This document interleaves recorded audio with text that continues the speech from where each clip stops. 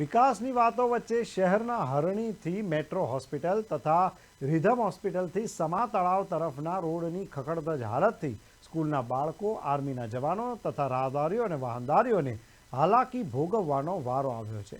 શહેરના mayor, deputy mayor, chairman સહિતના હોદ્દેદારોની 2.5 વર્ષની મુદત આજે પૂર્ણ થાય છે, ત્યારે ગતરોજ સ્થાયી સમિતિના ચેરમેન દ્વારા 2.5 વર્ષના લેખાજોખા રજૂ કર્યા હતા। વિકાસની વાત કરી હતી, પરંતુ શહેરમાં વિકાસની વાતો માત્ર કાગળો પર અને કોન્ટ્રાક્ટરો, અધિકારીઓ પૂરતી સીમિત રહી હોય તેવું લાગી રહ્યું છે। શહેરના હરણી સર્કલથી મેટ્રો હોસ્પિટલ અને રિધમ હોસ્પિટલથી બ્રિજ નીચેથી સમા તળાવ તરફ જતો રોડ ખખડધજ હાલતમાં મળી આવ્યો। આ જ રોડ પર આર્મીના જવાનોના રહેઠાણ આવેલા છે। અહીં સવારે જવાનો પરેડ અને કસરત માટે નીકળે છે। બીજી તરફ સ્કૂલ આવેલી છે, હોસ્પિટલ પણ આવેલી છે, જ્યાં દરરોજના વિદ્યાર્થીઓ, રાહદારીઓ તથા વાહનદારીઓ આ રોડ પરથી પસાર થાય છે। અત્યારે શહેરના વિકાસની વાતો વચ્ચે જે હરણી રોડ પર આ ઈએમઈ રોડ આવેલો છે તે ખખડધજ હાલતનો છે, શું કહેવું?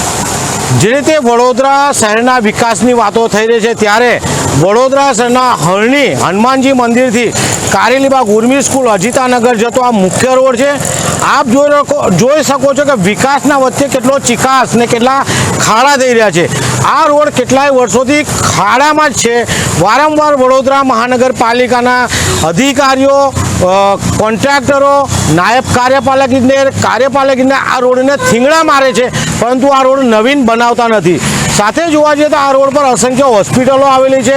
અહીંયાથી કેટલી એમ્બ્યુલન્સો દિવસ દરમિયાન જાય છે અને આ ખાડામાં પછડાઈને જઈ રહે છે।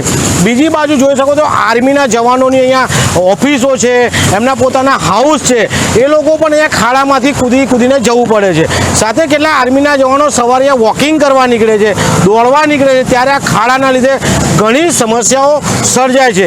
એક બાજુ વડોદરા મહાનગરપાલિકા વિકાસની વાતો કરે છે, ત્યારે આ વિકાસના ચિકાસ જોઈને કહી શકાય કે વડોદરા મહાનગરપાલિકામાં રોડના નામે મસ્ત મોટા ભ્રષ્ટાચાર વડોદરા મહાનગરપાલિકાના કાર્યપાલક ઇજનેર, નાયબ કાર્યપાલક ઇજનેર કરી રહ્યા છે। બીજી બાજુ જોવા જઈએ તો જે તે વડોદરા મહાનગરપાલિકામાં ભ્રષ્ટાચાર ચાલી રહ્યા છે અને રોડના ભ્રષ્ટાચાર જે ચાલી રહ્યા છે તેનો વડોદરા મહાનગરપાલિકાના મ્યુનિસિપલ કમિશનર સાહેબ આ રોડ બાબતે વિજિલન્સ તપાસ મુકાવે તેવી અમારી માંગ છે।